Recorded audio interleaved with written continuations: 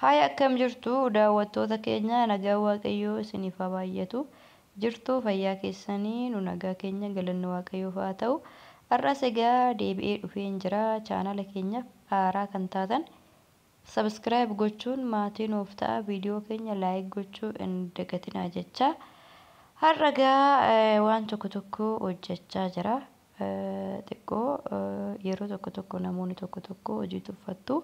Hojii koortu kanumaa fi viidiyoo kana keessatti barnoota isiniif ta'a kan jedhuufin viidiyoo kana waraabaa jira. Haa ta'u malee bakka kanatti kan inni hojjechaa jiru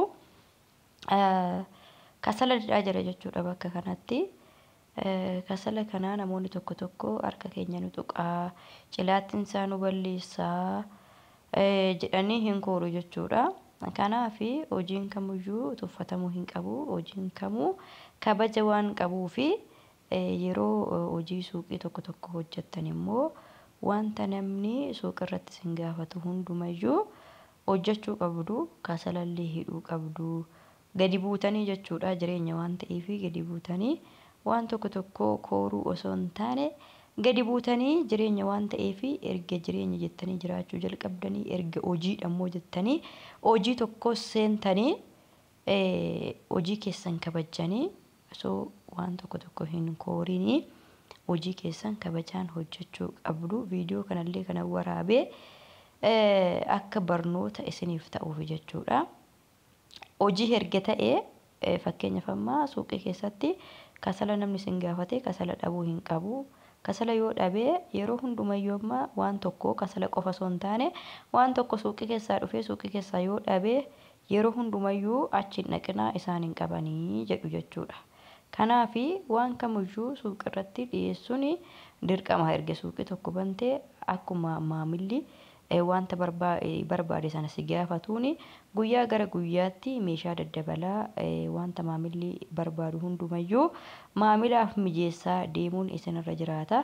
Egaa har'aanis kunoo kasala harka kootiin caccabsee yeroo duraatii fi peestaaliin harka koyyatti maradhee peestaaliin suni xiqqoo na qophisiisuu dinnaaniin peestaalii sana immoo ofirraa baasee akkuma argaa jirtan harka kootiin caccabsuutti jedhee Umaa rakkoon qabu maaliif jennaani kasala wanta biraa waan hin taaneef kasala waan ta'eef kasala saamunaadhaan dhiqannee ofirraa baasna waan ta'eef kanaaf harkuma kiyyaan qoqophisee akka inni dhuufini harkuma kiyyaan caccabsaa jira. Ariifadhee kasala kana hidheen qoqopheeffadha. Yeroo maamilli bituu dhufutti kasala kana hidhaadhaan kennaafi namoonni baay'een hin beeku jechuudha. Itoophiyaa keessatti kasalli akkanatti kakaamee gurgurama.